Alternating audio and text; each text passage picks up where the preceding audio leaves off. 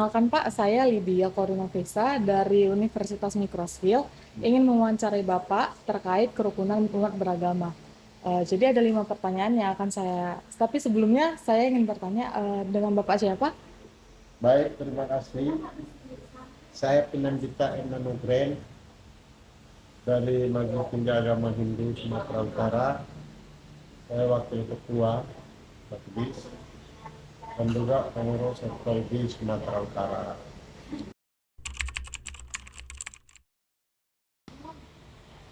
Sebenarnya itu ada agama, ada kerukunan.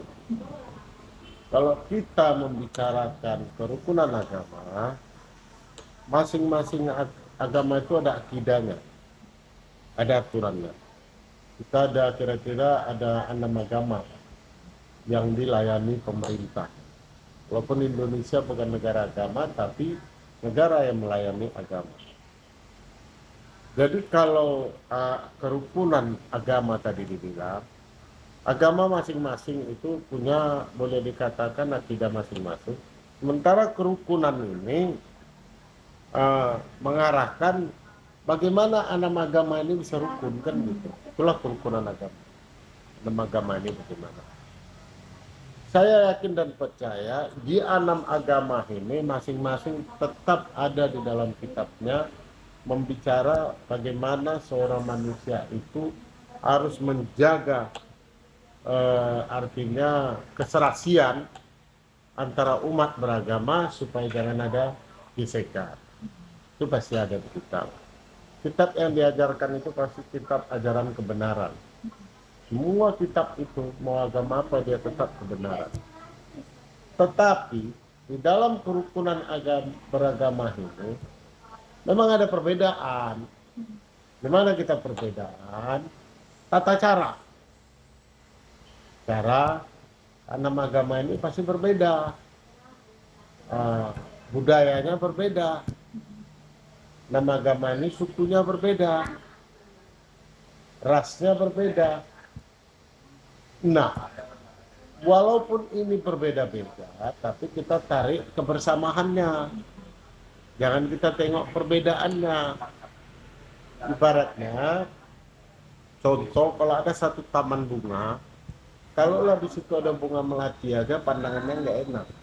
Tapi kalau ada beragam bunga di situ, walaupun dia berbeda, kita memandangnya sejuk mata kita. Itulah yang harus kita buat. Salah satu sloka dari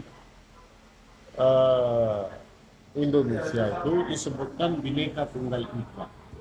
Biarpun kita berbeda-beda, kita tetap satu. Jadi kerukunan beragama itu kita pasti berbeda-beda. Mau merukunkan orang-orang yang beragama itu kan tidak segampang yang kita pikirkan. Karena kerukunan itu bukan barang jadi.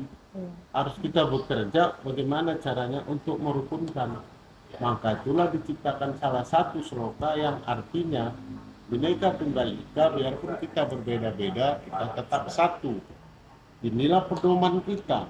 Mau agama apapun, pedoman kita itu kalau sudah kita pegang Bhinneka Tunggal Ika, maka kerukunan beragama itu akan terjalin dengan baik.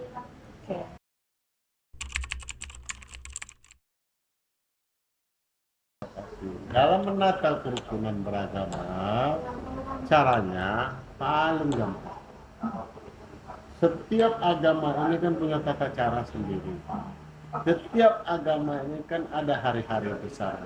Ya, Kita saling berkunjung. Satu contoh saya kasih untuk menata kerukunan tadi.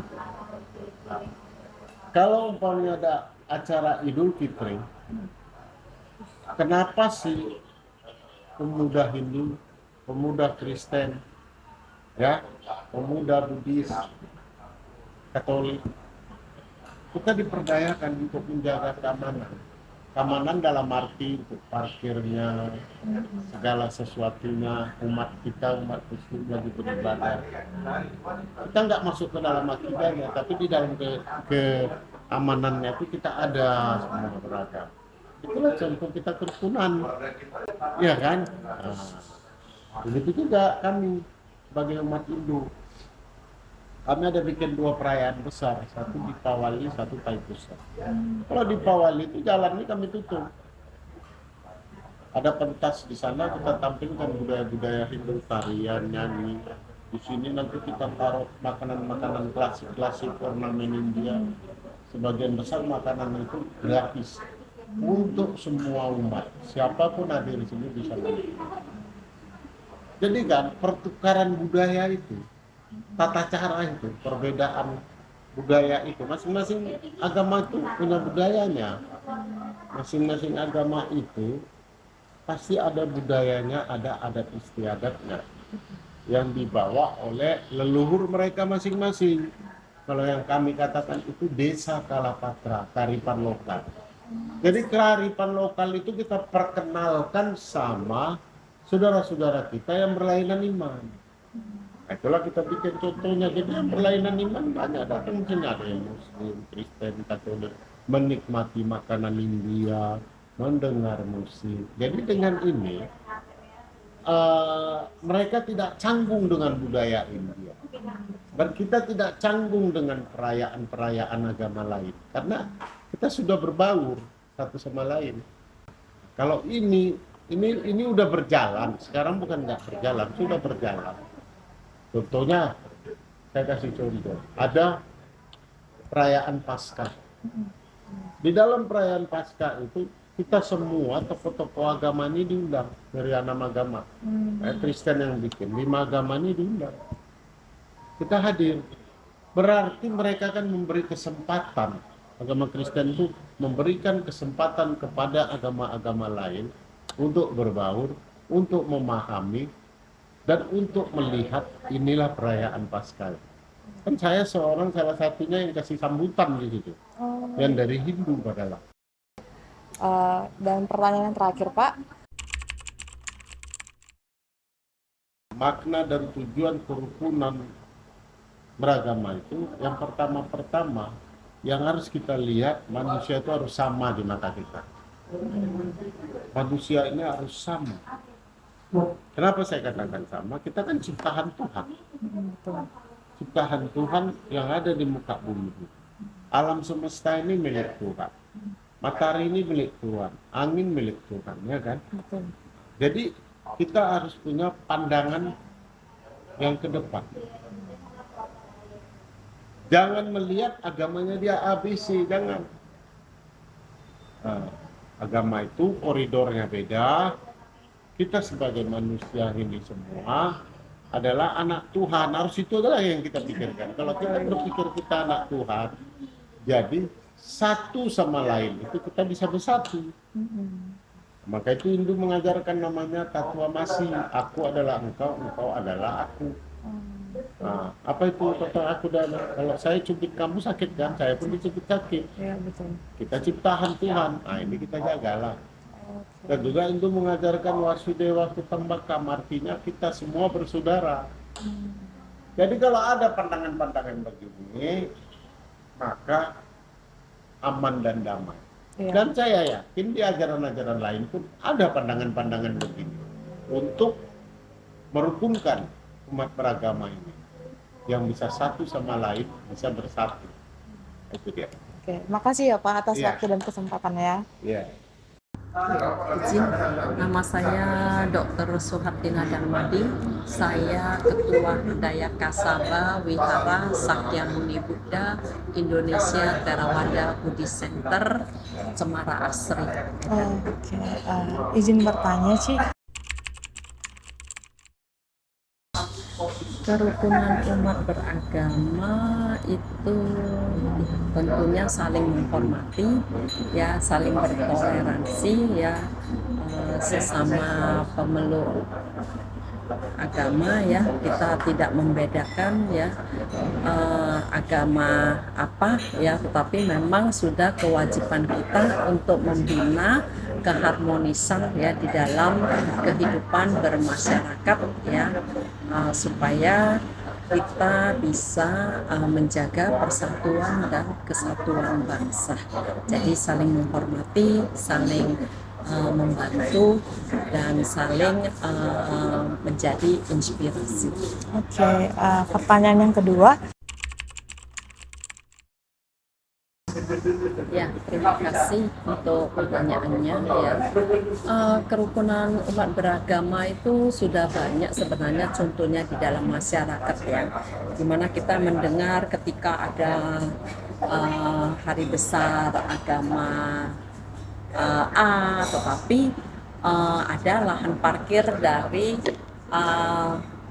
tempat ibadah agama B itu bisa dipergunakan oleh pemeluk agama A yang sedang beribadah. Jadi itu sudah satu contoh yang baik.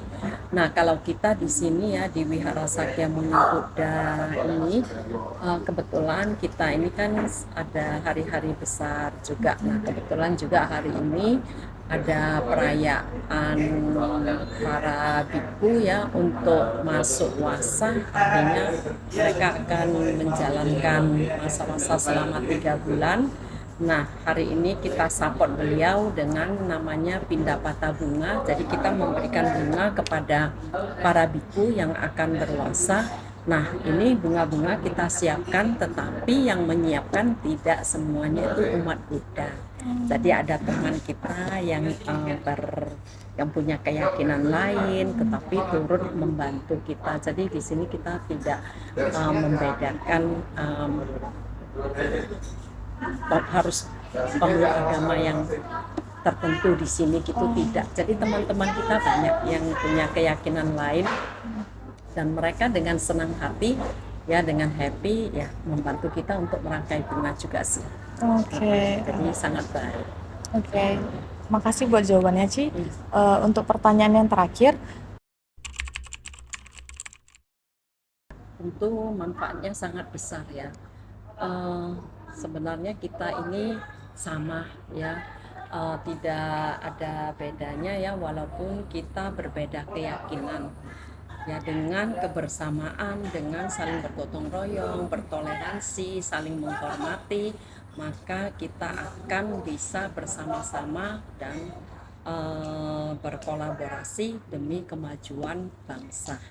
Ya, jadi sangat baik ya untuk membina keharmonisan dan kerukunan dalam beragama dan beribadah ya. Itu adalah hal yang sangat penting ya, yang harus kita jaga untuk generasi-generasi kita berikutnya. oke, Bang kasih buat waktu dan kesempatannya. Ya, Ci. sama-sama, terima kasih. Oke, di sini saya dengan Amang siapa? Saya dengan Amang Guntar Pangaribuan, Situa HKIP Siagu di MEK 5. Oke, Amang, saya akan mengajukan 2 pertanyaan untuk Amang. Yang pertama itu, Terkait dengan kerukunan umat beragama, tentunya memang tidak lepas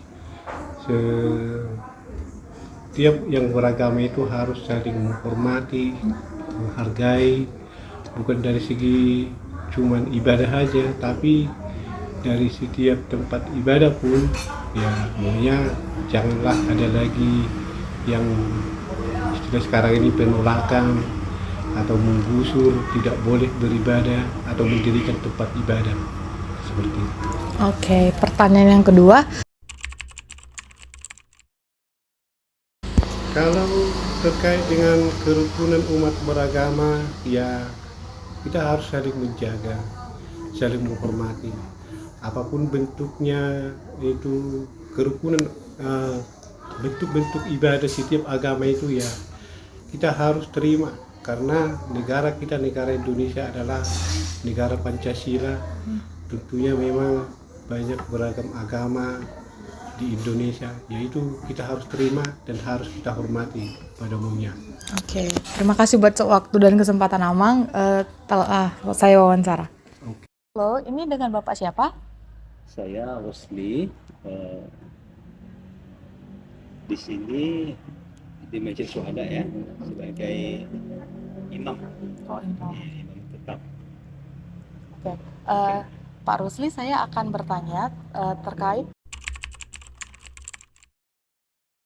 Ya, kalau menurut saya yang saya pelajari bahkan dalam konteks agama Islam, saya pun bernegara juga, saya rasa nggak lari makna. Kalau yang saya pahami adalah saling menghormati antar agama.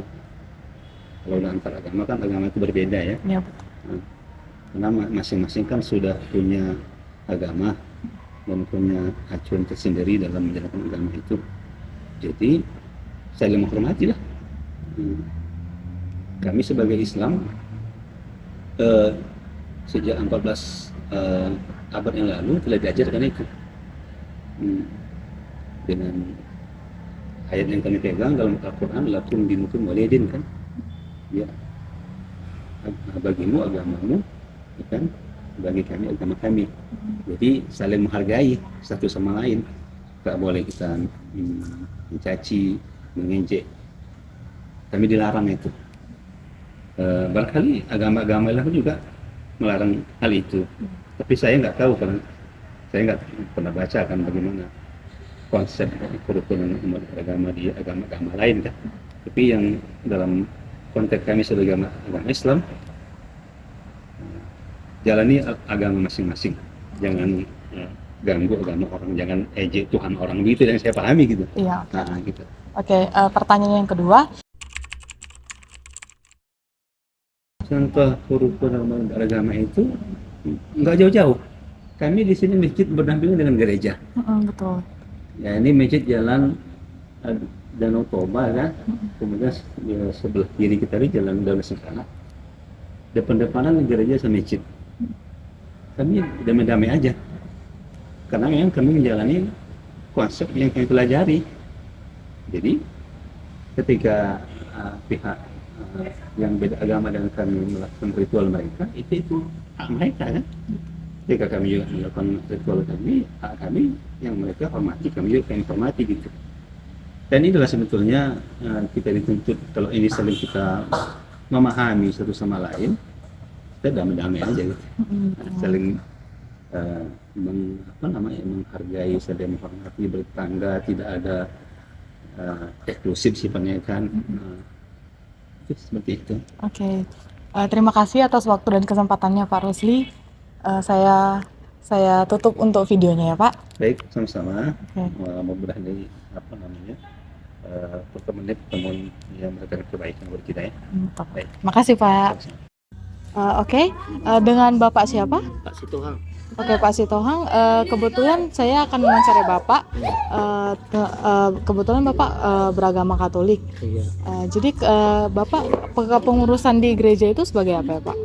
sebagai ketua lingkungan, sebagai prodiakon kalau di Katolik. Oh begitu, oke Pak. Berarti saya akan mewawancarai Bapak.